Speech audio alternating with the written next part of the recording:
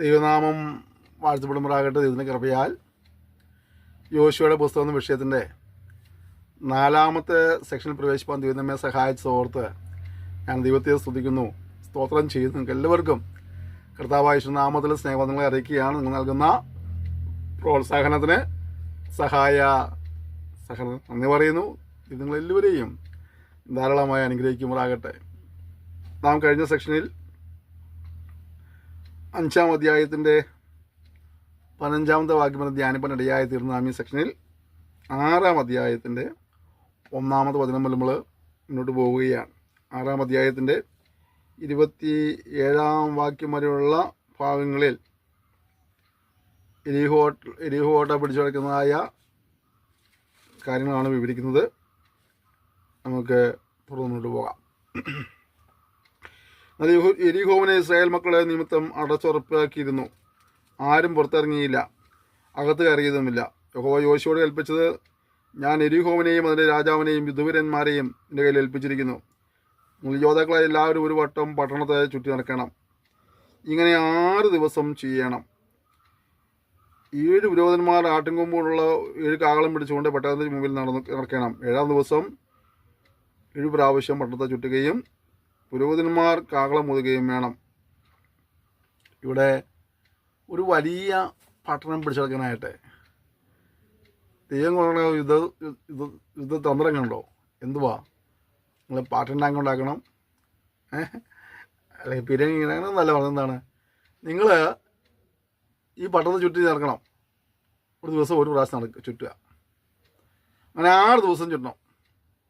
ചിലർ പറഞ്ഞിട്ടുണ്ട് 1-ാം ദിവസം 1 പ്രാവശ്യം ചുറ്റി, 2-ാം പ്രാവശ്യം 2 പ്രാവശ്യം ചുറ്റി, 3-ാം ദിവസം 3 പ്രാവശ്യം ചുറ്റി, അങ്ങനെ 7-ാം ദിവസം 7 പ്രാവശ്യം ചുറ്റി മധുര വേണമെന്നൊക്കെ ചിലർ പ്രസംഗിച്ചാൽ കേട്ടിട്ടുണ്ട്. അങ്ങനെയൊന്നുമല്ല. ഒരു ദിവസം ഒരു വട്ടം ചുറ്റി അവസാനിപ്പിച്ചു. 2-ാം ദിവസം ഒരു വട്ടം ചുറ്റി അവസാനിപ്പിച്ചു. അങ്ങനെ 6 ദിവസവും ഓരോ പ്രാവശ്യം ചുറ്റിയിട്ട് അവർ അവസാനിപ്പിച്ചു. 7-ാം ദിവസം മാത്രം എന്ത് ചെയ്തു? 7 പ്രാവശ്യം പെട്ടെന്ന് ചുറ്റി. എന്നിട്ട് അവർ ആട്ടിൻകൊമ്പ് നീട്ടി ഊതുകയും നിങ്ങൾ ആഹ്ലാദം കേൾക്കുകയും ചെയ്യുമ്പോൾ ജനമൊക്കെയും ഉച്ചത്തിൽ ആർപ്പിടണം. അപ്പോൾ പട്ടണം അതിൽ വീഴും. അയ്യോ, ഒരു വലിയ പട്ടണത്തെ പിടിച്ചെടുക്കാനായിട്ട് എന്തോ ചെയ്ത യുദ്ധതന്ത്രം. പ്രിയപ്പെട്ട ദൈവം നമ്മൾ ചെയ്യുന്ന അത്ഭുതങ്ങൾ അങ്ങനെയൊക്കെയാണ്. നമ്മൾ ചിന്തിക്കുന്ന പോലെ വലിയ വലിയ കാര്യങ്ങൾ ഒരുക്കിയിട്ടുണ്ടായിരിക്കില്ല. പക്ഷേ ആ പ്രതിസന്ധിയുടെ മേൽ, അഭിഷേകത്തിന് മേൽ ദൈവം ഒരു വിടുതൽ അയച്ചിട്ടുണ്ടായിരിക്കും. അതിന് ദൈവത്തിന് ഒരു വഴി ഉണ്ടായിരിക്കും. അതുകൊണ്ട് എൻ്റെ ആവശ്യം പറഞ്ഞ് പ്രാർത്ഥിക്കുമ്പോൾ തന്നെ ഈ ദൈവത്തിന് വഴി പറഞ്ഞു കൊടുക്കുകയൊന്നും വേണ്ട. കാരണം ദൈവം തമ്പുരാൻ ചെയ്തോളും. നമ്മൾ വിശ്വസിച്ചാൽ മതി. ഒരിടത്തും നേരെ കയറുകയും വേണം. നൂൻ്റെ മോനായ യോശുവ പുരോഹിതന്മാരെ വിളിച്ച് അവരോട് നിയമപ്പെട്ട് കടുപ്പിൻ. 7 പുരോഹിതന്മാർ യഹോവയുടെ പെട്ടകത്തിന് മുമ്പിൽ ആട്ടിൻകൊമ്പ് കൊണ്ടുള്ള 7 കാകളം പിടിച്ചുകൊണ്ട് നടക്കണം എന്ന് പറഞ്ഞു. ജനത്തോട് അവൻ നിങ്ങൾ ചെന്ന് പട്ടണത്തെ ചുറ്റി നടപ്പീൻ. ആയുധവാണികൾ യഹോവയുടെ പെട്ടകത്തിന് മുമ്പിൽ നടക്കണം എന്ന് പറഞ്ഞു. യോശുവ ജനത്തോട് പറഞ്ഞു തീർന്നപ്പോൾ ആട്ടിൻകൊമ്പ് കൊണ്ടുള്ള 7 കാകളം പിടിച്ചുകൊണ്ട് 7 പുരോഹിതന്മാർ യഹോവയുടെ മുമ്പിൽ നടന്നു. കാകളം ഊതി. യഹോവയുടെ നിയമപ്പെട്ടകം അവരെ പിന്നാലെ ചെന്നു. ആയുധവാണികൾ കാകളം ഊതുന്ന പുരോഹിതന്മാരുടെ മുമ്പിൽ നടന്നു. ശേഷമുള്ള കൂട്ടം പെട്ടകത്തിന് പിന്നാലെ ചെന്നു. ഇങ്ങനെ അവർ കാകളം ഊതിക്കൊണ്ട് നടന്നു. യോശുവ ജനത്തോട് ആർപ്പിടുവീൻ എന്ന് ഞാൻ നിങ്ങളോട് കൽപ്പിക്കുന്ന നാൾ വരെ നിങ്ങൾ ആർപ്പിടരുത്, ഒച്ച കേൾപ്പിക്കരുത്, വായിൽ നിന്നൊരു വാക്കും പുറപ്പെടുകയും അരുത്. അതിനുശേഷം ആർപ്പിടാമെന്ന് കൽപ്പിച്ചു. അങ്ങനെ യഹോവയുടെ പെട്ടകം ഒരു പ്രാവശ്യം പട്ടണത്തെ ചുറ്റി നടന്നു. പിന്നെ അവർ പാളയത്തിലേക്ക് വന്നു, പാളയത്തിൽ പാർത്തു. യോശുവ അധികാലത്ത് 700 പുരോഹിതന്മാർ യഹോവയുടെ പെട്ടകം എടുത്തു. 7 പുരോഹിതന്മാർ യഹോവയുടെ പെട്ടകത്തിന് മുമ്പിൽ ആട്ടിൻകൊമ്പുള്ള 7 കാകളം പിടിച്ചു. കാകളം ഊതിക്കൊണ്ട് നടന്നു. ആയുധപാണികൾ അവരുടെ മുമ്പിൽ നടന്നു. ശേഷമുള്ള കൂട്ടം യഹോവയുടെ പെട്ടകത്തിന് പിന്നാലെ നടന്നു. ഇങ്ങനെ അവർ കാകളം ഊതി കൊണ്ട് നടന്നു. 2-ാം ദിവസവും അവർ പട്ടണത്തെ ഒരു പ്രാവശ്യം ചുറ്റിയിട്ട് പാളയത്തിലേക്ക് മടങ്ങിപ്പോന്നു. ഇങ്ങനെ അവർ 6 ദിവസവും ചെയ്തു. 7-ാം ദിവസമോ അവർ അധികാലത്ത് അരുണോദയത്തിങ്കൽ എഴുന്നേറ്റ് പട്ടണത്തെ ആ വിധത്തിൽ തന്നെ 7 പ്രാവശ്യം ചുറ്റി. അന്ന് മാത്രം അവർ പട്ടണത്തെ 7 പ്രാവശ്യം ചുറ്റി. 7-ാം പ്രാവശ്യം പുരോഹിതന്മാർ കാകളം ഊതിയപ്പോൾ യോശുവ ജനത്തോടെ പറഞ്ഞു നിന്നാൽ ആർപ്പിടുവീൻ. യഹോവ പട്ടണം നിങ്ങൾക്ക് തന്നിരിക്കുന്നു. ഈ പട്ടണവും അതിലുള്ളതൊക്കെയും യഹോവയ്ക്ക് ശബ്ദാർപ്പിതമായിരിക്കുന്നു. എങ്കിലും രാഘബ് എന്ന വേശ്യ നാം അയച്ച ദൂതന്മാരെ ഒളിപ്പിച്ചതിനാൽ അവളോട് കൂടെ വീട്ടിലുള്ള എല്ലാവരും ജീവനോടെ ഇരിക്കട്ടെ. എന്നാൽ നിങ്ങൾ ശബ്ദം ചെയ്തിരിക്കെ ശബ്ദാർപ്പിതത്തിൽ വല്ലതും എടുത്തിട്ട് ഇസ്രായേൽ പാളയത്തിന് ശാപവും അനർത്ഥവും വരുത്താതിരിക്കണന് ശബ്ദാർപ്പിതമായ വസ്തുവൊന്നും തൊടാതിരിപ്പാൻ സൂക്ഷിച്ച് കൊള്ളുവീൻ. വെള്ളിയും പൊന്നും ഒക്കെയും ചെമ്പും ഇരുമ്പും കൊണ്ടുള്ള പാത്രങ്ങളും യഹോവയ്ക്ക് വിശുദ്ധം. അവ യഹോവയുടെ ഭണ്ഡാരത്തിൽ ചേരണം. അനന്തരം ജനം ആർപ്പിടുകയും പുരോഹിതന്മാർ കാഹളം ഊതുകയും ചെയ്തു. ജനം കാഹളനാദം കേട്ട് അത്യുച്ചത്തിൽ ആർപ്പെട്ടപ്പോൾ മതിൽ വീണു. ജനം ഓരോരുത്തരും നേരെ മുമ്പോട്ട് പട്ടണത്തിലേക്ക് കടന്നു പട്ടണം പിടിച്ചു. പുരുഷൻ, സ്ത്രീ, ബാലൻ, വൃദ്ധൻ, ആട്, മാട്, കഴുത എന്നിങ്ങനെ പട്ടണത്തിലുള്ള സകലത്തെയും അവർ വാളിൻ്റെ വായ്ത്തലയാൽ അശേഷം സംഹരിച്ചു. എന്നാൽ രാജ്യത്തെ വിട്ടുനോക്കിയ 2 പുരുഷന്മാരോട് യോശുവ പിടിച്ചെന്ന് അവിടെ നിന്ന് ആ സ്ത്രീയെയും അവൾക്കുള്ള സ്ഥലത്തെയും നിങ്ങൾ അവൾ സത്യം ചെയ്തതുപോലെ പുറത്തു കൊണ്ടുവരുവീൻ എന്ന് പറഞ്ഞു. അങ്ങനെ ഒറ്റുകാരായിരുന്ന യൗവനക്കാർ ചെന്ന് രാഘവനെയും അവളുടെ അപ്പനെയും അമ്മയെയും സഹോദരന്മാരെയും അവൾക്കുള്ള സ്ഥലത്തെയും പുറത്തു കൊണ്ടുവന്നു. അവളുടെ എല്ലാ ചാർച്ചക്കാരെയും പുറത്തു കൊണ്ടുവന്നു ഇസ്രായേൽ പാളയത്തിന് പുറത്ത് പാർപ്പിച്ചു. പിന്നെ അവർ പട്ടണവും അതുള്ള ഇതൊക്കെയും തീ വെച്ചിട്ട് കളഞ്ഞു. എന്നാൽ വെള്ളിയും പൊന്നും ചെമ്പ് കൊണ്ടുള്ള ഇരുമ്പ് കൊണ്ടുള്ള പാത്രങ്ങളും അവർ യഹോവയുടെ ആലയത്തിലെ ഭണ്ഡാരത്തിൽ വെച്ചു. യെരിഹോവിനെ ഉറ്റുനോക്കുവാൻ ആളെ അയച്ച ദൂതന്മാരെ രാഘബ് എന്ന വേശ്യ ഒളിപ്പിച്ചതുകൊണ്ട് യോശുവ അവളെയും അവളുടെ പിതൃഭവനത്തെയും അവൾക്കുള്ള സ്ഥലത്തെയും ജീവനോടെ രക്ഷിച്ചു. അവൾ ഇന്നുവരെയും ഇസ്രായേലിൽ പാർക്കുന്നു. അക്കാലത്ത് യോശുവ ശബ്ദം ചെയ്തു, ഈ യെരിഹോ പട്ടണത്തെ പണിയുവാൻ തുനിയുന്ന മനുഷ്യൻ യഹോവയുടെ മുമ്പാകെ ശപിക്കപ്പെട്ടവൻ. അവൻ അതിൻ്റെ അടിസ്ഥാനം ഇടുമ്പോൾ അവൻ്റെ മൂത്തമൻ നഷ്ടമാകും, അതിൻ്റെ കഥ തൊടുക്കുമ്പോൾ ഇളയമോൻ നഷ്ടമാകും എന്ന് പറഞ്ഞു. അങ്ങനെ യഹോവ യോശുവയോടുണ്ടായിരുന്നു. അവൻ്റെ കീർത്തി ദേശത്തെല്ലായിടും പരന്നു. ദൈവം അത്ഭുതമായിട്ട് മാനുഷ്യമായി ചിന്തിച്ചാൽ ഒരുപാട് യുദ്ധസന്നാഹങ്ങളെല്ലാം വേണ്ട സ്ഥലത്ത്, യുദ്ധക്കോപ്പുകൾ വേണ്ട സ്ഥലത്ത് ഇതൊന്നുമില്ലാതെ തന്നെ ചുറ്റി നടന്ന് ദൈവം പറഞ്ഞതുപോലെ ചുറ്റി നടക്കുകയും ദൈവം പറഞ്ഞതുപോലെ ആർപ്പിടുകയും ചെയ്ത് കഴിഞ്ഞപ്പോഴേ മതിലുകളോടെ വീഴാനിടയായിത്തീർന്നു. നിൻ്റെ മുന്നിലെ പ്രതികൂലങ്ങളുണ്ടാകാം, പ്രതിസന്ധികളുണ്ടാകാം, കഷ്ടങ്ങളും പ്രയാസങ്ങളൊക്കെ ഉണ്ടാകും. പക്ഷേ നിരാശപ്പെട്ടു പോകരുത്. ദൈവത്തിൽ അനുസരിക്കുക, ദൈവത്തിൽ വിശ്വസിക്കുക, ദൈവത്തിൽ ആശ്രയിക്കുക. നിശ്ചയമായി ദൈവം എന്നൊരു വഴികളെ തുറക്കൊണ്ടയായിത്തീരും. അത് മറ്റുള്ളവരുടെ ബുദ്ധിയിൽ അത്ഭുതകരമാകുമാറ്, അല്ലെങ്കിൽ ആ ഒരു പ്രശ്നപരിഹാരത്തിന് മറ്റുള്ളവർ കാണുന്നതായ സോഴ്സുകൾ ഒന്നുമില്ലെങ്കിലും ദൈവത്താൽ ഒരു അത്ഭുതം നിങ്ങൾക്ക് പ്രതീക്ഷിക്കാം. നിങ്ങൾ കാറ്റ് കാണുകയില്ല, മഴ കാണുകയില്ല, താഴ്വര വെള്ളം കൊണ്ടെന്നറിയും. അത് ദൈവത്തിൻ്റെ പദ്ധതി എങ്ങനെയാണ്? നമ്മൾ ചിന്തിക്കുന്ന പോലുള്ള കാര്യങ്ങളൊന്നും അവിടെ നടന്നില്ലെങ്കിലും നമ്മൾ പ്രതീക്ഷ വിടുതലോടെ സംഭവിക്കാൻ ഇടയായിത്തീരും. ദൈവത്തിന് ഒരു വഴിയുണ്ട്. ദൈവത്തിൻ്റെ ചിന്തകൾ നിങ്ങളുടെ ചിന്തകളല്ല എൻ്റെ ചിന്തകൾ, നിങ്ങളുടെ വഴികളല്ല എൻ്റെ വഴികൾ. അപ്പോൾ ദൈവത്തിന് ഓരോ പരിഹാരത്തിനും ദൈവത്തിൻ്റെതായ ഒരു വഴിയുണ്ട്. അത് മനസ്സിലാക്കി പറഞ്ഞ് അനുസരിക്കുക, വിടുതൽ പോകാനിടയായിത്തീരും. ചരിത്രങ്ങളെ ചിലരൊക്കെ എങ്കിലും ആദ്യമായിട്ട് കേൾക്കുന്നവരുണ്ടാവും, ചിലർ ഇതിനു മുമ്പ് കേട്ടിട്ടുള്ളവരുണ്ടാവും. എങ്കിലും ദൈവത്തിൻ്റെ കരുതൽ മനസ്സിലാക്കുക, ദൈവത്തിൻ്റെ പ്രവർത്തനങ്ങളെ മനസ്സിലാക്കുക. ഇത് പഠിക്കും തോറും ദൈവത്തിൽ കൂടുതൽ ആശ്രയിക്കുക, വിശ്വസിക്കുക, അവനെ അനുഗമിക്കുക. 7-ാം അധ്യായം. എന്നാൽ ഇസ്രായേൽ മക്കൾ ശബ്ദാർപ്പിത വസ്തു സംബന്ധിച്ച് ഒരു അകൃത്യം ചെയ്തു.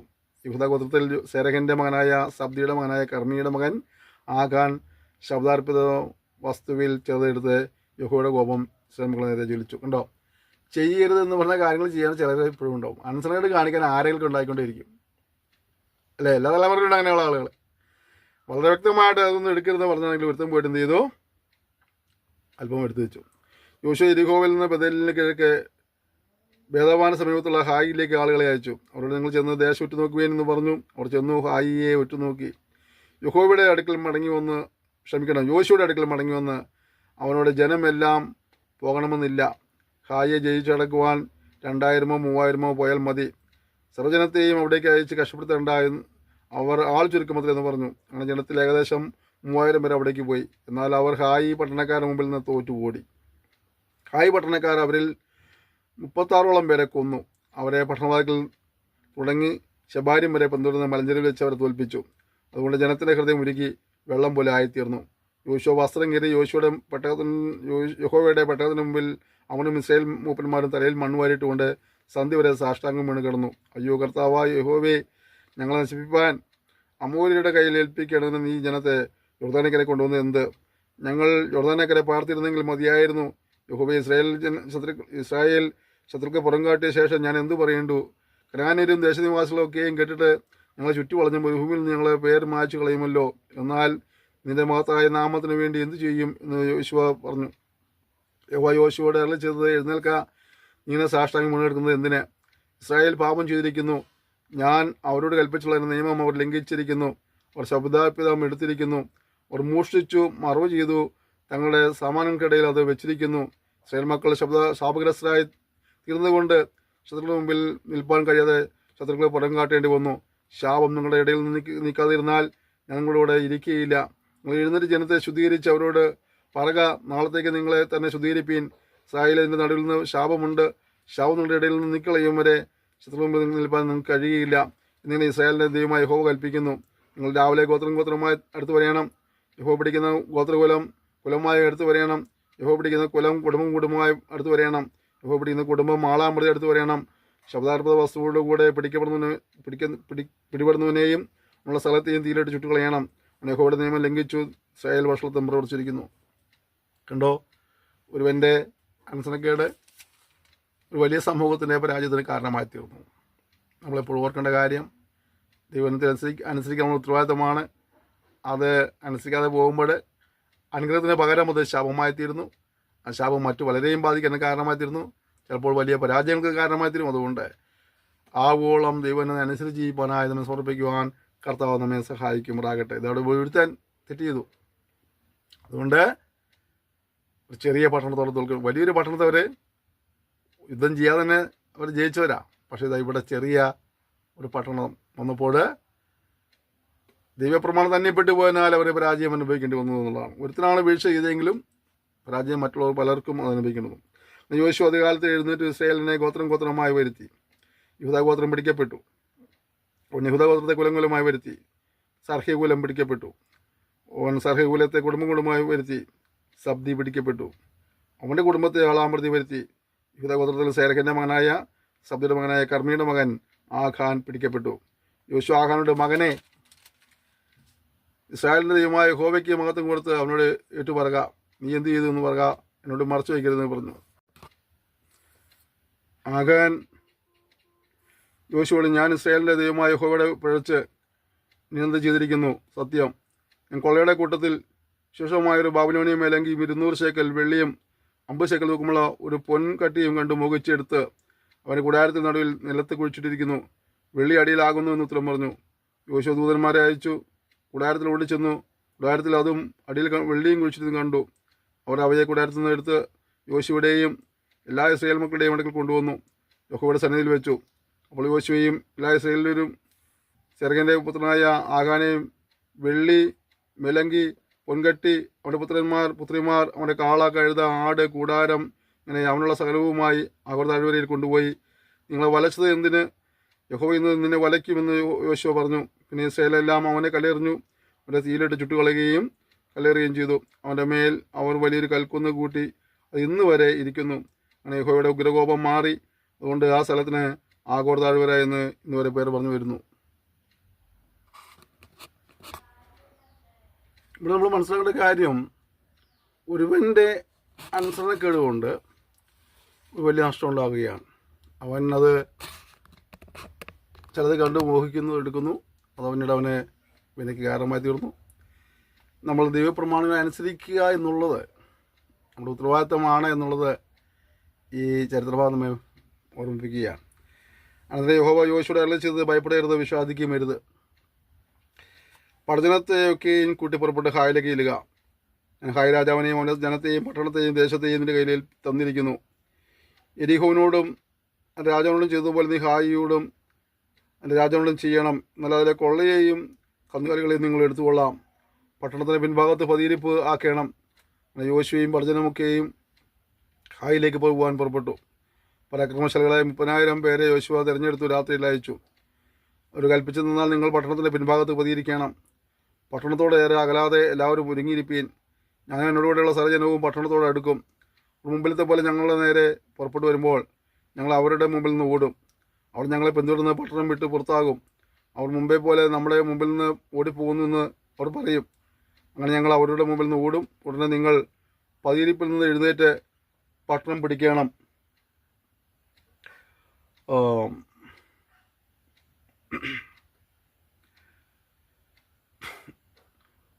നിങ്ങളുടെ ദൈവമായ യഹോവ അത് നിങ്ങളുടെ കയ്യിൽ ഏൽപ്പിക്കും. പട്ടണം പിടിച്ച ശേഷം നിങ്ങൾ അതിനെ തീ വയ്ക്കണം. യഹോവയുടെ കൽപ്പന പ്രകാരം നിങ്ങൾ ചെയ്യണം. സൂക്ഷിച്ചുകൊള്ളുവീൻ, നിങ്ങളോട് കൽപ്പിച്ചിരിക്കുന്നു. അങ്ങനെ യോശുവ അവരെ അയച്ച് അവർ പതിയിരിപ്പിൽ ചെന്നു. ബേഥേലിനും ഹായിക്കും മധ്യേ, ഹായിക്ക് പടിഞ്ഞാറ് അമർന്നു. യോശുവ രാത്രി ജനത്തിനിടയിൽ താമസിച്ചു. യോശുവ അധികാലത്ത് എഴുന്നേറ്റു, ജനത്തെ പരിശോധിച്ചു. അവനും ഇസ്രായേൽ മൂപ്പന്മാർ ജനത്തിന് മുമ്പായി ഹായിക്ക് ചെന്നു. അവനോട് കൂടെ ഉണ്ടായിരുന്ന പടജനമൊക്കെയും പുറപ്പെട്ട് അടുത്തുനിന്ന് പട്ടണത്തിന് മുമ്പിലെത്തി. ഹായിക്ക് വടക്ക് പാളയമിറങ്ങി. അവർക്കും ഹായ്ക്കും മധ്യേ ഒരു താഴ്വര ഉണ്ടായിരുന്നു. അവൻ ഏകദേശം 5000 പേരെ തിരഞ്ഞെടുത്ത് ബെഥേലിനും ഹായ്ക്കും മധ്യേ പട്ടണത്തിന് പടിഞ്ഞാറ് പതിയിരുത്തി. അവർ പട്ടണത്തിന് വടക്ക് പടിഞ്ഞമായ സൈന്യത്തേക്കുകയും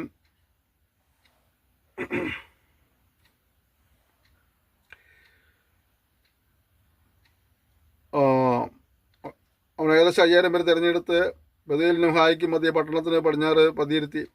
അവർ പട്ടണത്തിന് വടക്ക് പടിഞ്ഞമായ സൈന്യത്തെയൊക്കെയും പട്ടണത്തിന് പടിഞ്ഞാറ് പതിയിരിപ്പുകാരെയും നിർത്തി. യോശുവ രാത്രി താഴ്വരയുടെ നടുവിലേക്ക് പോയി. ഹായ് രാജാവ് അത് കണ്ടപ്പോൾ അവനും നഗരവാസികളായ തന്നെ ജനമൊക്കെ ബന്ധപ്പെട്ട് എഴുന്നേറ്റ് നിശ്ചയിച്ചിരുന്ന സമയത്ത് സമഭൂമിക്ക് മുമ്പിൽ ഇസ്രായേൽ നേരെ പടയ്ക്ക് പുറപ്പെട്ടു. പട്ടണത്തിൻ്റെ പിൻവശത്ത് തനിക്ക് വിരോധമായി പതിയിരിപ്പുണ്ട് എന്ന് അവൻ അറിഞ്ഞില്ല. യോശുവയും എല്ലാ ഇസ്രായേലും അവരുടെ തോറ്റ ഭാവത്തിൽ മരുഭൂമി വഴിയായി ഓടി. അവരെ പിന്തുടരേണ്ടതിനെ പട്ടണത്തിലെ ജനത്തെയൊക്കെയും വിളിച്ചുകൂട്ടി. അവിടെ യോശുവയെ പിന്തുടർന്ന് പട്ടണം വിട്ട് പുറത്തായി. ഹായിലും ബെഥേലിലും ഇസ്രായേലിൻ്റെ പിന്നാലെ പുറപ്പെടാതെ ഒരുത്തിനും ശേഷിച്ചില്ല. പട്ടണം തുറന്നിട്ട് വെച്ച് ഇസ്രായേലിനെ പിന്തുടർന്നു. അപ്പോൾ യഹോവ യോശുവയോട് നിന്റെ കയ്യിലുള്ള കുന്തം ഹായ്ക്ക് നേരെ ഏന്തുക, ഞാനത് നിന്റെ കയ്യിൽ ഏൽപ്പിക്കും എന്ന് അരുളി ചെയ്തു. അങ്ങനെ യോശുവ തൻ്റെ കയ്യിലുള്ള കുന്തം ഹായ്ക്ക് നേരെ ഏന്തി. അവൻ കൈ നീട്ടിയ ഉടനെ പതിയിരിപ്പുകാർ തങ്ങളുടെ സ്ഥലത്ത് നിന്നും എഴുന്നേറ്റ് ഓടി പട്ടണത്തിൽ കയറി അത് പിടിച്ച് ക്ഷണത്തിൽ പട്ടണത്തിൽ തീവച്ചു. ഹായ് പട്ടണക്കാർ പുറകോട്ട് നോക്കിയപ്പോൾ പട്ടണത്തിൽ പുക ആകാശത്തെ പൊങ്ങുന്നത് കണ്ടു. അവർക്ക് ഇങ്ങോട്ടോ അങ്ങോട്ടോ ഓടുവാൻ കഴിയില്ലാതെയായി. മരുഭൂമി വഴിയായി ഓടിയ ജനവും തങ്ങളെ പിന്തുടരുന്നവർ നേരെ തിരിഞ്ഞു പതിയിരിപ്പുകാർ പട്ടണം പിടിച്ചു. പട്ടണത്തിലെ പുക മേലോട്ട് പൊങ്ങുന്നു എന്ന് യോശുവയും ഇസ്രായേലും കണ്ടപ്പോൾ മടങ്ങി വന്നു. പട്ടണക്കാരെ വെട്ടി മറ്റൊരു പട്ടണത്തിൽ നിന്ന് അവരെ നേരെ പുറപ്പെട്ടു. ഇങ്ങനെ ഇസ്രായേൽ ഇപ്പുറത്തും അപ്പുറത്തും അവർ നടുവിലുമായി ഒരുത്തിനും ശേഷിക്കുകയോ വഴുതി പോകുകയോ ചെയ്തവണ്ണം അവരെ വെട്ടിക്കളഞ്ഞു. ഹായ് രാജാവിനെ അവർ ജീവനോടെ പിടിച്ചു യോശുവയിൽ കൊണ്ടുവന്നു. ഇസ്രായേൽ തങ്ങളെ പിന്തുടരുന്ന ഹായ് പട്ടണക്കാരെയൊക്കെയും വെളിപ്രദേശം മരുഭൂമിയിൽ വെച്ച് കൊന്നു തീർക്കുകയും അവർ ഒട്ടിഴിയാതെ എല്ലാവരും വാളിൻ്റെ വായ്ത്തലയാൽ വീണോടുകയും ചെയ്ത ശേഷം ഇസ്രായേലരൊക്കെയും ഹായിലേക്ക് മടങ്ങിച്ചെന്ന് വാളിൻ്റെ വായ്ത്തലയാൽ അതിനെ സംഭരിച്ചു. പുരുഷന്മാരും സ്ത്രീകളുമായി വീണ്ടും അടങ്ങിയവരെ ആകെ 12000 പേർ. ഹായ് പട്ടണക്കാരെല്ലാവരും തന്നെ. ഹായ് പട്ടണക്കാരൊക്കെയും നിർമൂലമാക്കും വരെ കുന്തമേന്തിയ കൈ യോശുവ പിൻവലിച്ചില്ല. യഹോവ യോശുവയോട് കൽപ്പിച്ച വചനപ്രകാരം ഇസ്രായേലിയർ പട്ടണത്തിലെ കന്നുകാലികളെയും കൊള്ളയും നിങ്ങൾക്കായിട്ട് തന്നെ എടുത്തു. ഒരു യോശുവ ഹായ് പട്ടണം ചുട്ട് സദാകാലത്തേക്ക് ഒരു മൺകുന്നും ശൂന്യഭൂമിയുമാക്കി തീർത്തു. അത് ഇന്ന് വരെ അങ്ങനെ കിടക്കുന്നു. ഹായ് രാജാവിനെ അവർ സന്ധ്യ വരെ ഒരു മരത്തിൽ തൂക്കി. സൂര്യൻ അസ്തമിച്ചപ്പോൾ യോശുവയുടെ കൽപ്പന പ്രകാരം ശവം മരത്തിന്മേൽ നിറക്കി പട്ടണവാതിലിടുകയും അതിന്മേൽ ഇന്ന് വരെ നിൽക്കുന്ന ഒരു വലിയ കൽക്കുന്ന് കൂട്ടുകയും ചെയ്തു. ഇവിടെ ഒരു പട്ടണത്തെ പിടിച്ചടക്കുവാനുള്ള ആഹ്വാനം ദൈവം നൽകുന്നു. അവിടെ യോശുവയുടെ കുന്തം ഹായ്ക്ക് നേരെ ഓങ്ങി നിൽക്കാൻ പറയുന്നു. യോശുവ കുന്തമേന്തി നിൽക്കുന്നു. നമ്മൾ വചനം വായിച്ചത് ആ ഹായ് പട്ടണക്കാരെയൊക്കെയും നിർമൂലമാക്കും വരെ കുന്തം ഏന്തിയ കൈ യോശുവ പിൻവലിച്ചില്ല എന്നുള്ളതാണ്. നമുക്ക് തിരുവനന്തപുരാൻ ഓരോ കാര്യങ്ങൾ ഏൽപ്പിക്കുമ്പോൾ അതിനൊരു ഉത്തരവാദിത്വ ബോധത്തോടു കൂടി എന്തിനു വേണ്ടിയാണോ ആ കാര്യം നമ്മൾ ഏൽപ്പിച്ചത് അതിൻ്റെ പൂർത്തീകരണം കാണുന്നവരെ ആ ശ്രമത്തിൽ നിന്ന് പിന്തിരിഞ്ഞു പോകരുതെന്ന ഉത്തരവാദിത്വം നമുക്കുണ്ട്. മനസ്സിലാവുന്നുണ്ടോ? ദൈവം നമ്മെ ഒരു കാര്യം ഏൽപ്പിക്കുമ്പോൾ അതിൻ്റെ പൂർത്തിപഥത്തിലെത്തുന്നത് വരെ ആ ദൗത്യം ചെയ്യണം. ഇട്ടേച്ച് പോകാനും മടുത്തോടാനൊന്നും ഇടവരരുത്. ഇതാ ഇവിടെ യോശുവ ആ കുന്തമേന്തിയ കയ്യുമായിട്ട് അതിലെ ഒടുവിലത്തെ വ്യക്തിയെയും കൊത്തുകൊടുക്കുന്നവരെ അല്ലെങ്കിൽ അത് പിടിച്ചടക്കുന്നവരെ അവസാനത്തെ അരിയും മണ്ണും സ്വന്തമാകുന്നവരെ ആ ദൗത്യത്തിൽ നിന്ന് ഒരിക്കലും പുറകോട്ട് മാറിയില്ല. പ്രിയപ്പെട്ടവരെ, നമ്മളും ആ നിലകളിലൊക്കെ ഇത് സേവിക്കാനും അലസതയുണ്ടെങ്കിലൊക്കെ ഏറ്റു പറഞ്ഞ് ഉപേക്ഷിക്കാനും മടങ്ങി വരാനൊക്കെ നമുക്ക് ഈ പാഠം പഠിക്കുമ്പോൾ ഇതിന് സഹായിക്കട്ടെ. നമ്മളൊരു ദൗത്യം കർത്താവ് ഏൽപ്പിച്ചിരിക്കുകയാണ്. ആ ദൗത്യ നിർവഹണത്തിന് വേണ്ടി ഉത്സാഹമുള്ളവരായിരിക്കും കർത്താവ് നമ്മെ സഹായിക്കട്ടെ. അനന്തരം യോശുവ ഇസ്രായേലിൻ്റെ ദൈവമായ യഹോവയ്ക്ക് ഏബാൽ പർവ്വതത്തിൽ ഒരു യാഗപീഠം പണിതു. യഹോവയുടെ ദാസനായ മോശ ഇസ്രായേൽ മക്കളോട് കൽപ്പിച്ചതുപോലെയും മോശയുടെ ന്യായപ്രമാണ പുസ്തകത്തിൽ എഴുതിയിരിക്കുന്നത് പോലെയും ചെത്തുകയും ഇരുമ്പ് തൊടുവിക്കുകയും ചെയ്യാത്ത കല്ലുകൊണ്ടുള്ള ഒരു യാഗപീഠം തന്നെ. അവർ അതിന്മേൽ യഹോവയ്ക്ക് ഹോമയാഗങ്ങളും സമാധാനയാഗങ്ങളും അർപ്പിച്ചു. മോശ എഴുതിയിരുന്ന ന്യായപ്രമാണത്തിൻ്റെ ഒരു പകർപ്പ് അവർ അവിടെ വെച്ച് ഇസ്രായേൽ മക്കൾ കാണുകയെ ആ കല്ലുകളിൽ എഴുതി. എല്ലാ ഇസ്രായേലും അവരുടെ മൂപ്പന്മാരും പ്രമാണികളും ന്യായാധിപന്മാരും യഹോവയുടെ നിയമപ്പെട്ടകം ചൊന്ന ലേവ്യരായ പുരോഹിതന്മാരുടെ വക സ്വദേശിയും പ്രദേശിയും ഒരുപോലെ പട്ടണത്തിന് ഇപ്പുറത്തും അപ്പുറത്തും നിന്നു. അവരിൽ പാതി പേർ ഗെരിസീം പർവ്വതത്തിൻ്റെ വശത്ത്, പാതി പേർ ഏബാൽ പർവ്വതത്തിൻ്റെ വശത്ത് നിന്നു. അവിടെ ഇസ്രായേൽ ജനത്തെ അനുഗ്രഹിക്കണമെന്ന് യഹോവയുടെ ദാസനായ മോശ മുമ്പേ കൽപ്പിച്ചതുപോലെ തന്നെ അതിനുശേഷം അവർ ന്യായപ്രമാണ പുസ്തകത്തിൽ എഴുതിയിരിക്കുന്നത് പോലെ ഒക്കെയും അനുഗ്രഹവും ശാപമായ ന്യായപ്രമാണ വചനങ്ങളെല്ലാം വായിച്ചു. മോശ കൽപ്പിച്ച സകലത്തിലും സ്ത്രീകളും കുട്ടികളും ഉൾപ്പെടെ ഇസ്രായേൽ സഭ മുഴുവനും അവരോടുകൂടെ വന്നിരുന്ന പ്രദേശികളും കേൾക്കെ യോശുവ മോശ കൽപ്പിച്ച സകലത്തിലും യാതൊന്നും വായിക്കാതെ വിട്ടുകളഞ്ഞില്ല.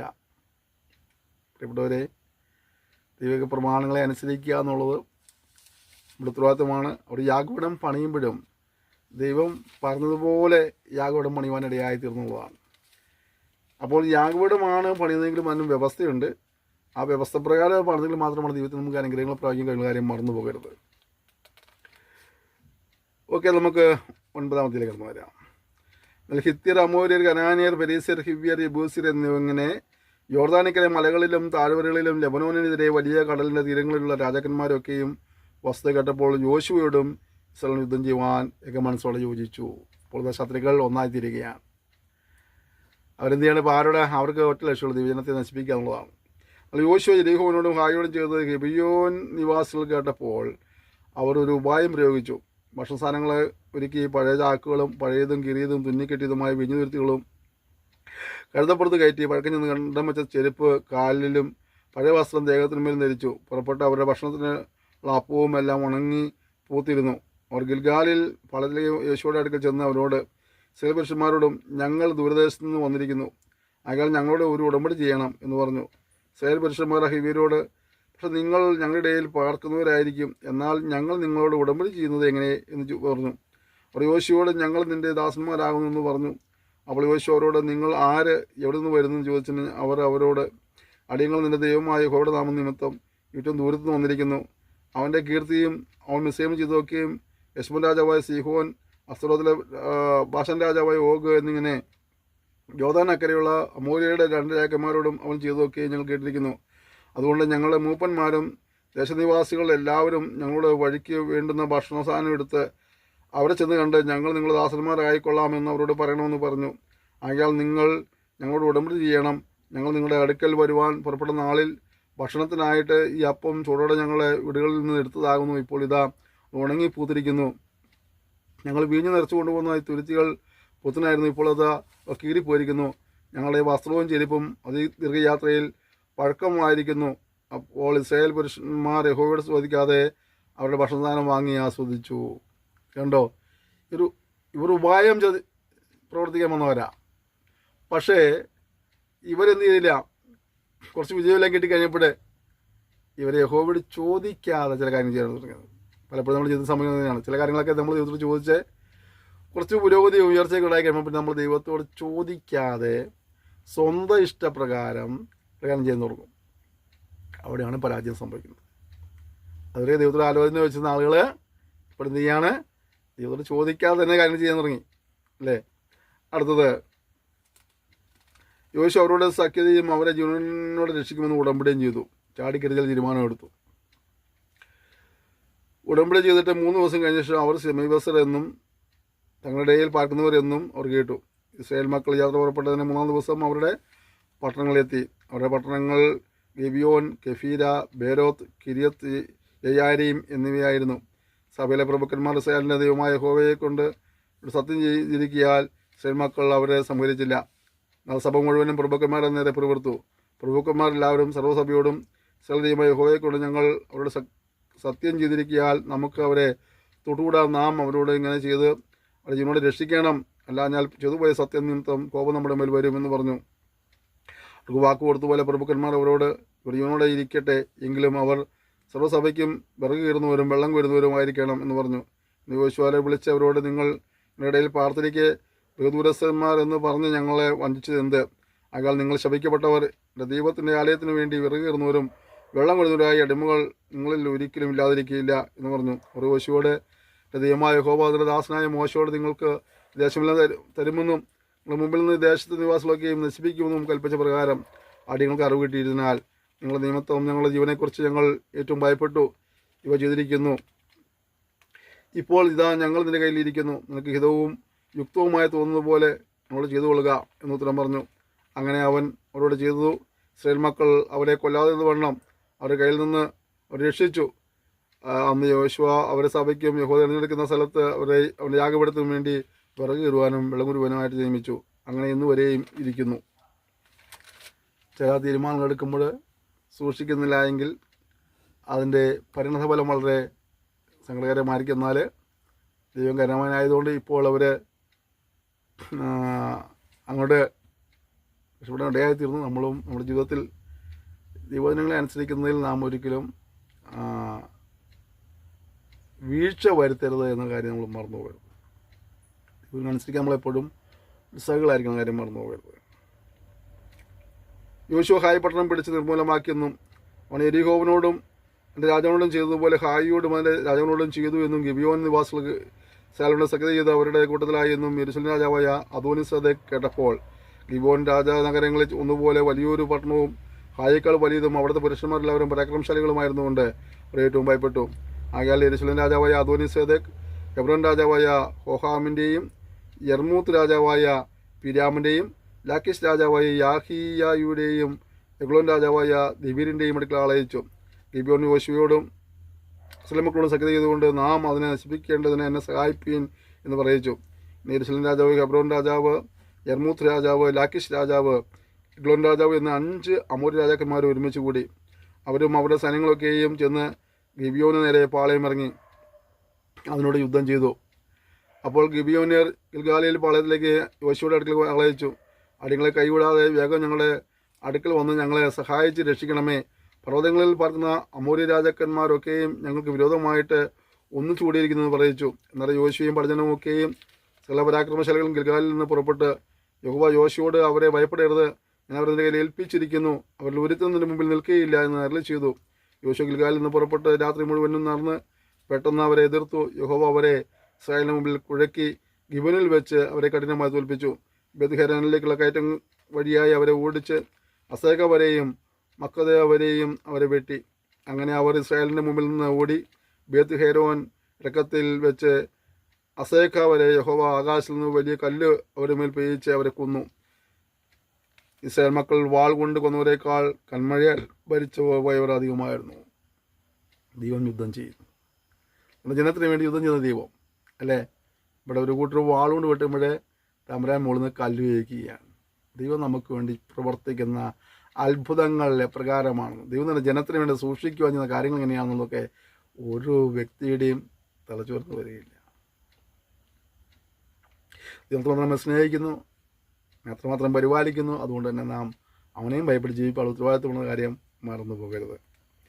നല്ല യഹോവ അമോര്യരെ ഇസ്രായേൽ മക്കളുടെ കയ്യിൽ ഏൽപ്പിച്ചു കൊടുത്ത ദിവസം യഹോവയോട് സംസാരിച്ച് ഇസ്രായേൽ മക്കൾ കേൾക്കെ, സൂര്യ നീ ഗിബിയോനിലും ചന്ദ്രൻ നീ അയ്യോലം താഴ്വരയിലും നിൽക്ക എന്ന് പറഞ്ഞു. ജനങ്ങളുടെ ശത്രുക്കളോട് പ്രതികാരം ചെയ്യുവോളം സൂര്യൻ നിന്നു, ചന്ദ്രൻ നിശ്ചലമായി.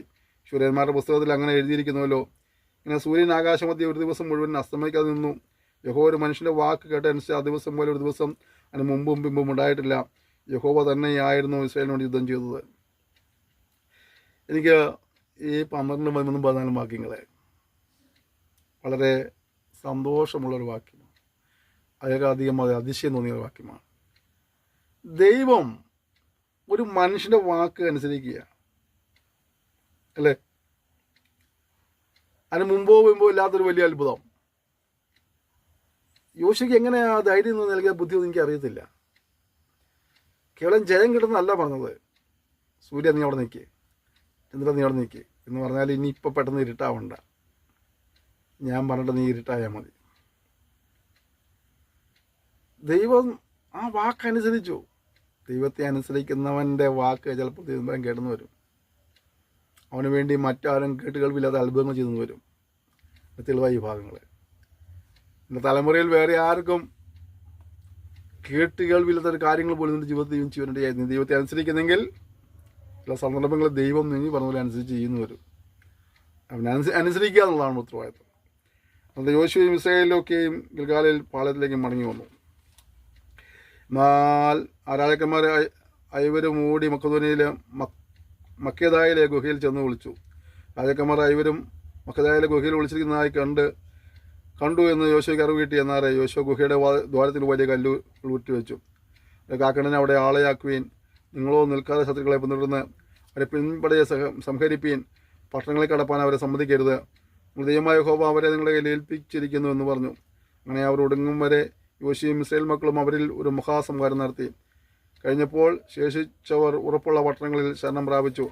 ജനമൊക്കെയും സമാധാനത്തോടെ മക്കതയിലെ പാളയത്തിലെ യോശുവയുടെ അടുക്കൽ മടങ്ങി വന്നു. ഇസ്രായേൽ മക്കളിൽ യാതൊരുത്തിൻ്റെയും നേരെ ആരും തന്നെ നാവ് അനക്കിയതുമില്ല. യോശുവ ഗുഹയുടെ ഉദാരത്തെ തുടർന്നു. രാജാക്കന്മാർ ഐവരും ഗുഹയിൽ നിന്ന് എൻ്റെ അടുക്കൽ പുറത്തു കൊണ്ടുവരുകയും എന്ന് പറഞ്ഞു. അവരങ്ങനെ ചെയ്തു. യെരൂശലേം രാജാവ്, ഹെബ്രോൻ രാജാവ്, യർമൂത്ത് രാജാവ്, ലാക്കീഷ് രാജാവ്, എഗ്ലോൻ രാജാവ് എന്നീ 5 രാജാക്കന്മാരെയും ഗുഹയിൽ നിന്ന് അടുക്കൽ കൊണ്ടുവന്നു. രാജാക്കന്മാരെ യോശുവയുടെ അടുക്കൽ കൊണ്ടുവന്നപ്പോൾ യോശുവ പുരുഷന്മാരൊക്കെയും വിളിപ്പിച്ച് തന്നോട് കൂടെ പോയ വടജനത്തിൻ്റെ അധിപതിമാരോട് അടുത്ത് രാജാക്കന്മാരുടെ കഴുത്തിൽ കാൽവയ്പ്പീൻ എന്ന് പറഞ്ഞു. അവരുടെ അടുത്ത് നിന്ന് അവരുടെ കഴുത്തിൽ കാൽവെച്ചു. യോശുവ അവരോട് ഭയപ്പെടരുത്, ശങ്കിക്കരുത്, ഉറപ്പും ധൈര്യമുള്ളവരായിരിക്കും. യുദ്ധം ചെയ്യുന്ന സ്ഥല ശത്രുക്കളിലും യഹോവ ഇങ്ങനെ തന്നെ ചെയ്യുമെന്ന് പറഞ്ഞു. അതിനുശേഷം യോശുവ അവരെ വെട്ടിക്കൊന്നു 5 മരത്തിന്മേൽ തൂക്കി. സന്ധ്യ വരെ തൂങ്ങിക്കിടന്നു. സൂര്യൻ അസ്തമിക്കുന്ന സമയത്ത് യോശുവയുടെ കൽപ്പന പ്രകാരം അവർ മരത്തിന്മേൽ നിന്ന് ഇറക്കി അവർ ഒളിച്ചിരുന്ന ഗുഹയിലിട്ട് ഗുഹയുടെ ദ്വാരത്തിൽ വലിയ കല്ല് ഉരുട്ടി വെച്ചു. അത് ഇന്നുവരെയും അവിടെ ഇരിക്കുന്നു. അന്ന് യോശുവ മക്കേദ പിടിച്ച് വാളിൻ്റെ വയറ്റിലയാൽ സംഭരിച്ച അതിനെയും രാജാവിനെയും അവിടെയുള്ള എല്ലാവരെയും നിർമ്മൂലമാക്കി. ഒരുത്തിനെയും ശേഷിപ്പിച്ചില്ല. അവൻ യെരിഹോ രാജാവിനോട് ചെയ്തതുപോലെ തന്നെ മക്കേദ രാജാവിനോടും ചെയ്തു. യോശുവയോടുകൂടെ ഇസ്രായേലിലൊക്കെയും മക്കതയിൽ നിന്ന് ലിബ്നയിലേക്ക് ചെന്ന് ലിബ്നയോട് യുദ്ധം ചെയ്തു. യഹോവ അതിനെയും അതിലെ രാജാവിനെയും ഇസ്രായേലിൻ്റെ കയ്യിൽ ഏൽപ്പിച്ചു. അവർ അതിനെയും അതിലുള്ള എല്ലാവരെയും വാളിൻ്റെ വയറ്റിലയാൽ സംഹരിച്ചു. അവിടെ ഒരുത്തിനും ശേഷിച്ചില്ല. യെരിഹോ രാജാവിനോട് ചെയ്തതുപോലെ അവർ അവിടുത്തെ രാജാവിനോടും ചെയ്തു. യോശുവയും അവനോടുകൂടെ ഇസ്രായേലൊക്കെയും ലിബ്നയിൽ ലാക്കീഷിന് ചെന്ന് അതിൻ്റെ നേരെ പാളയമിറങ്ങി അവനോട് യുദ്ധം ചെയ്തു. യഹോവ ലാക്കീഷിനെ ഇസ്രായേലിൻ്റെ കയ്യിൽ ഏൽപ്പിച്ചു. അവർ അതിനെ 2-ാം ദിവസം പിടിച്ചു. ലിബ്നയോട് ചെയ്തതുപോലെയൊക്കെയും അതിനെയും അതിലുള്ള എല്ലാവരെയും വാളിൻ്റെ വയറ്റിൽ സംഹരിച്ചു. അപ്പോൾ ഗേസൻ രാജാവായി ഹോരാം ലാക്കീഷിനെ സഹായിപ്പാൻ വന്നു. യോശുവ അവനെയും ജനത്തെയും ആരും ശേഷിപ്പതോളം സംഹരിച്ചു. യോശുവയും ഇസ്രായേലൊക്കെയും ലാക്കീഷിന്റെ എഗ്ലോന് നേരെ ചെന്ന് അതിനെതിരെ പാളയം ഇറങ്ങി അതിനോട് യുദ്ധം ചെയ്തു. അവർ അന്ന് തന്നെ അതിനെ പിടിച്ചു. വാളിൻ്റെ വയറ്റിൽ സംഹരിച്ചു. ലാക്കീഷിനോട് ചെയ്തതുപോലെയൊക്കെയും അവൻ അതിലുള്ള എല്ലാവരെയും അന്ന് നിർമ്മൂലമാക്കി. യോശുവയും ഇസ്രായേലൊക്കെയും എഗ്ലോനിൽ നിന്നും ഹെബ്രോനിൽ ചെന്നു അതിൻ്റെ നേരെ യുദ്ധം ചെയ്തു. അവർ അതിനെ പിടിച്ചു വാളിൻ്റെ വയറ്റിലായാൽ അതിനെ രാജാവിനെയും അതിൻ്റെ എല്ലാ പട്ടണങ്ങളെയും അതിലുള്ള എല്ലാവരെയും സംഹരിച്ചു. അവർ എഗ്ലോനോട് ചെയ്തതുപോലെയൊക്കെയും അതിലുള്ള സകല മനുഷ്യരോടും ആരും ശേഷിക്കാതെ നിർമ്മൂലമാക്കി. പിന്നെ യോശുവയും ഇസ്രായേലും തിരിഞ്ഞ് ദെബീറിൽ ചെന്ന് അതിൻ്റെ നേരെ യുദ്ധം ചെയ്തു. അവൻ അതിനെയും അതിൻ്റെ രാജാവിനെയും അതിൻ്റെ എല്ലാ പട്ടണങ്ങളെയും പിടിച്ചു വാളിൻ്റെ വയറ്റിൽ സംഹരിച്ചു.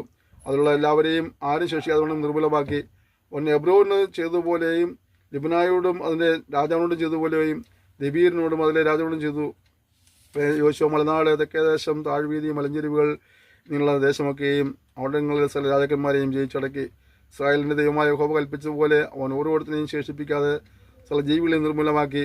യോശുവ കാദേശ് ബർന്നേ മുതൽ ഗസ വരെയും ഗിബിയോൻ വരെയും ഗോശൻ ദേശമൊക്കെയും ജയിച്ചടക്കി. ഈ രാജാക്കന്മാരെയൊക്കെയും അവരുടെ ദേശത്തേക്കും യോശുവ ഒരേ സമയത്ത് പിടിച്ചു. ഇസ്രായേലിൻ്റെ ദൈവമായ യഹോവയായിരുന്നു ഇസ്രായേൽ യുദ്ധം ചെയ്തത്. പിന്നെ യോശുവയിലെ ഇസ്രായേലും ഗിൽഗാലിൽ പാളയത്തിലേക്ക് മടങ്ങിപ്പോന്നു. കണ്ടോ, ഇവിടെ ദൈവം അവർക്ക് വേണ്ടി യുദ്ധം ചെയ്യുകയാണ്. എൻ്റെ പ്രിയപ്പെട്ടവരെ, നമ്മൾ മനസ്സിലാക്കേണ്ട കാര്യം, നാം ദൈവത്തെ അനുസരിക്കുന്നെങ്കിൽ ദൈവം നമുക്ക് വേണ്ടി യുദ്ധം ചെയ്യുവാനിടയായിത്തീരും. ദൈവം നമ്മെ സംരക്ഷിക്കും, ദൈവം നമ്മെ പരിപാലിക്കും. അതുകൊണ്ട് നമുക്ക് ദൈവത്തിൽ ആശ്രയിച്ച് നമുക്ക് ദൈവത്തോട് വീണ്ടും ഒരുമിച്ച് പ്രാർത്ഥിക്കാം. അവൻ്റെ കരുതലിനായി, പരിപാലനത്തിനായിട്ട് നമുക്ക് പ്രാർത്ഥിക്കാം. ഒപ്പം തന്നെ അവനെ പൂർണ്ണമായി അനുസരിപ്പാനുള്ള കൃപയ്ക്കായി നമുക്ക് ദൈവത്തോട് യാചിക്കാം. അങ്ങനെ ദൈവിക പ്രമാണങ്ങളെ അനുസരിച്ച് ദൈവിക അനുഗ്രഹങ്ങൾ പ്രാപിപ്പം കർത്താവ് മേൽ സഹായിക്കട്ടെ. പ്രാർത്ഥിക്കുക. സ്വർഗീയ പിതാവേ, ശിക്ഷണയെ സ്തോത്രം ചെയ്യുന്നു.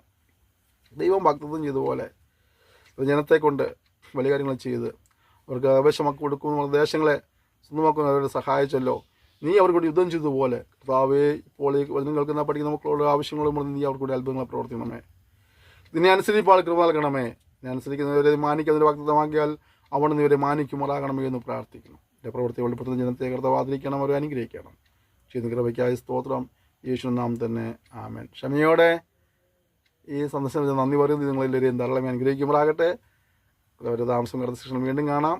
എല്ലാ സഹകരണത്തിനും നന്ദി പറയുന്നു. Thank you. May God bless you.